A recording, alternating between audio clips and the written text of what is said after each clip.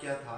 कल हमारे last lecture में हमने पढ़ा था कि properties of the charge. First one the conservation of the charge and next one is the quantization of charge, additivity of the charge.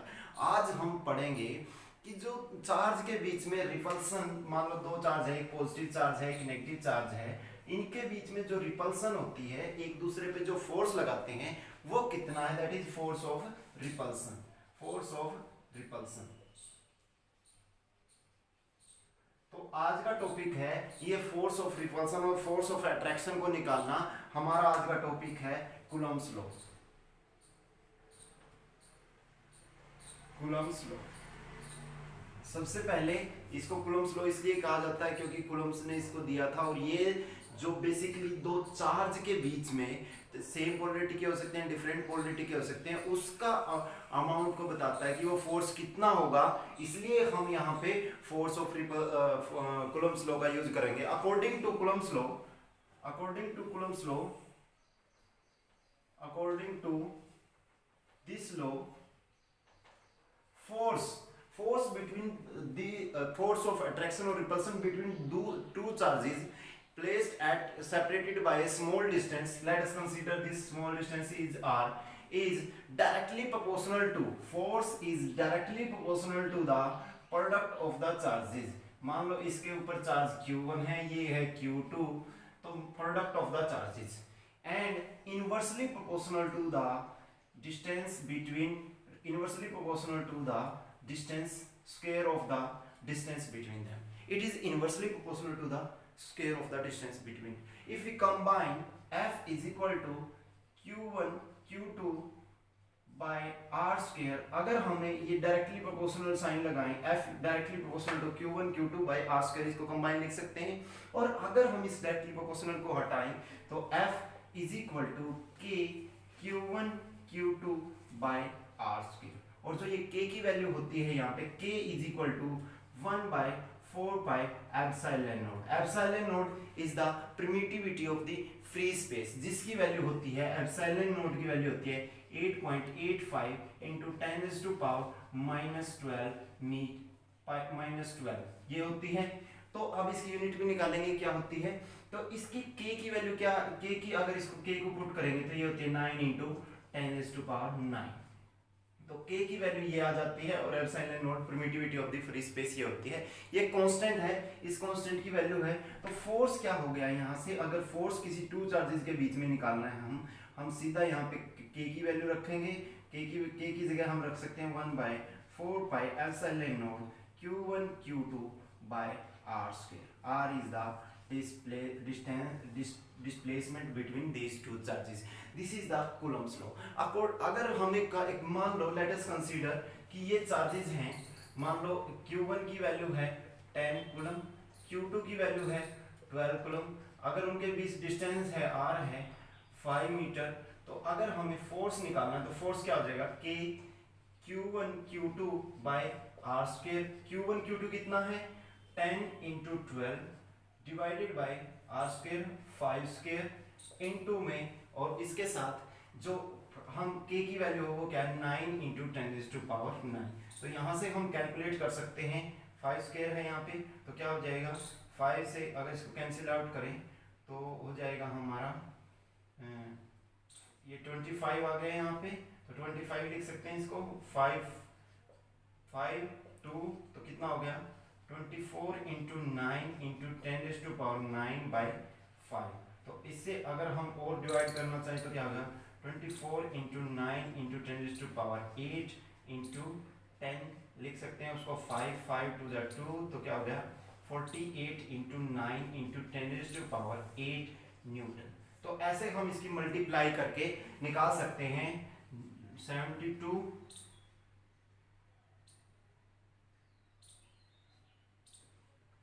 Force 43 into 10⁸8 Newton आ गया इसका force. तो फोर्स की वैल्यू हम ऐसे निकाल सकते हैं। जो यहाँ से जो फोर्स आया वो किसका आया, मैग्नीट्यूड आया। अगर हमारा मीडियम अगर कुछ और चेंज हो जाता है, अगर हमारा मीडियम कोई अलग से दूसरा मीडियम आ जाता है, तो वहाँ पे अगर फोर्स निकालना चाहें तो यहाँ पे परमिटिविटी की वैल्यू चेंज कर देंगे तो क्या हो जाएगा, जो आपकी फोर्स आ जाएगा ये तो हो गया आपका वैक्यूम। वैक्यूम में अगर आपको मीडियम में निकालना है, मीडियम में निकालना है, तो मीडियम में क्या हो जाएगा, मीडियम के अंदर अगर आप निकालना चाहते हो, मीडियम के अंदर अगर आप वैल्यू निकालना चाहते हो तो आपको क्या करना है, F is equal to 1/4 epsilon r into multiplication of charge divided by r square. तो आप ऐसे करके निकाल सकते हो फोर्स की वैल्यू। ठीक है, ये तो आपकी आ गई कि आपका कूलम्ब्स लॉ इन स्केल इसके मैग्नीट्यूड निकालता है। अगर हम कहें, हम अभी क्या कह रहे हैं कि इसके ऊपर ये फोर्स लगाएगा तो रिपेल करेगा, तो उसकी एक डायरेक्शन होगी। अब ये इसने इस साइड रिपेल कर दिया, ये इसने इस साइड रिपेल कर दिया, तब अगर निकालने तो उसकी एक डायरेक्शन होगी, और डायरेक्शन जो क्वांटिटी होती है उनको क्या कहते हैं, वेक्टर क्वांटिटी। तो अब हम लिखेंगे Coulomb's law in vector form, Coulomb's law in vector form. अब हमारा है Coulomb's law in vector form. ठीक है, ला यही रहेगा लेकिन वो किस में हो जाएगा, वेक्टर फॉर्म में हो जाएगा। अब मान लो ये चार्ज है, ये एक पॉजिटिव चार्ज है, ये भी एक पॉजिटिव चार्ज है। अब ये एक दूसरे को क्या करेंगे, रिपेल करेंगे। तो ये मान लो ये फोर्स, ये 1 है, ये Q1 है, ये Q2 है, तो इसके ऊपर F12 फोर्स लगेगा, ये F21 force on 2 due to 1। ये इनकी डायरेक्शन अपोजिट है, ये उस डायरेक्शन में, उस डायरेक्शन में मान लेते हैं इनका डिस्प्लेसमेंट, ये क्या हो जाएगा R21, और ये अगर इस डायरेक्शन में देखेंगे 221, और अगर इस डायरेक्शन में देखेंगे और R12, तो ये इसका जो वेक्टर हो जाएगा डिस्प्लेसमेंट वेक्टर R21 हो जाएगा और R12 हो जाएगा। अगर यहाँ से मैं F12 वेक्टर निकालूं, force on Q1 due to Q2 अगर निकालूं तो क्या हो जाएगा, F12 1/4 epsilon naught Q1 Q2 by R vector into में R1 R क्या है, ये उस साइड से इस साइड R21 कैप ऐसे लिखेंगे, क्योंकि वो इससे इसका निकालना है तो उसकी डिस्टेंस क्या हो जाएगी R21, और फोर्स क्या है R12। तो R12 फोर्स आएगा, तो नीचे भी जो आपकी R वेक्टर है वो भी क्या हो जाएगा R21 वेक्टर। ठीक है, ऐसे ही अगर हम F21 निकाल लें तो क्या हो जाएगा 1/4 epsilon naught Q1 Q2 by R12 vector, इसका स्क्वायर होगा क्योंकि उसमें स्क्वायर होता है, तो यहाँ पे क्या हो जाएगा R12 कैप, तो ये उल्टा हो जाएगा। ठीक है, यहाँ से देखो ये जो वेक्टर फॉर्म आई F12 और F12 और F21 एक दूसरे के अपोजिट हैं, तो यहाँ से आप चाहो तो इस R12 वेक्टर, जो R12 वेक्टर की वैल्यू लिख सकते हो, ये क्या होता है R2 vector minus R1 vector. तो इसको आप R2 माइनस R1 वेक्टर लिख सकते हो। तो यहाँ पे अगर आप देखो R12 वेक्टर को यूनिट वेक्टर की फॉर्म में अगर आप लिखना चाहो तो आप यहाँ पे R12 कैप, अगर इसको लिखोगे R12 vector divided by magnitude of R12 vector, ऐसे लिख सकते हो। तो इस R12 को आप रिप्लेस कर सकते हो किसी वेक्टर से, तो ये जो आपका वेक्टर है तो F12 अब क्या बन जाएगा, F12 वेक्टर क्या बन जाएगा 1/4 epsilon naught Q1 Q2 by R21 square vector into में, ये इसको आप वेक्टर की फॉर्म में लिख सकते हो, ये ऐसे लिख सकते हो R21 vector divided by R21 का वेक्टर का मैग्नीट्यूड।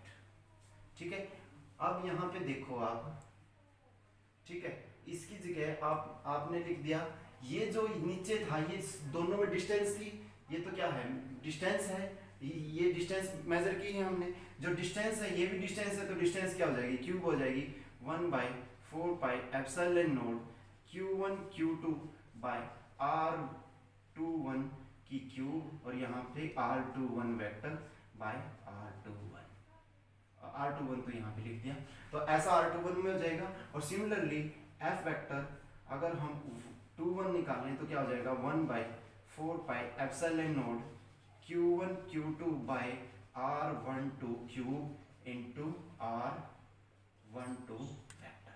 तो ये एक इक्वेशन ये आ गई, एक इक्वेशन ये आ गई। अब इसमें एक चीज देखने की है, जो R21 की है उसकी डायरेक्शन इस डायरेक्शन में, उसकी डायरेक्शन इस डायरेक्शन में। It means R12 vector is equal to minus R21 vector, तो एक दूसरे के अपोजिट हैं। तो ये यहां से क्या आ जाएगा, F21 vector is equal to F12 vector. ठीक है, ये एक दूसरे के अपोजिट हैं, अपोजिट हैं तो मतलब नेगेटिव, तो नेगेटिव आ जाएगा, अपोजिट है। तो F12 इज इक्वल टू, ये आपका जो न्यूटन थर्ड लॉ है उसके अकॉर्डिंग भी every action there is equal and opposite reaction आ गया। This is the vector form of the Coulomb's law. ठीक है, अब हमने पढ़ा कि अगर हम मीडियम चेंज कर दें, हमने मीडियम चेंज कर दिया, अगर हमने मीडियम चेंज कर दिया तो एक मीडियम के लिए F मीडियम के लिए आया 1/4 pi epsilon naught r into Q1 Q2 by R square. अगर हम एक वैक्यूम के लिए निकालें तो क्या हो जाएगा, 1/4 pi epsilon into Q1 Q2 by R square. ठीक है, अगर हम किसी मीडियम पे निकालने की, अगर हम इनका रेशियो निकाल दें मीडियम टू द वैक्यूम तो क्या आ जाएगा, इससे ये वैल्यू कैंसिल और 1/4 से 1/4 तो क्या आ जाएगा, F medium to the F vacuum क्या हो जाएगा, एप्सिलॉन बाय एप्सिलॉन r, क्या हो जाएगा, एप्सिलॉन बाय एप्सिलॉन r।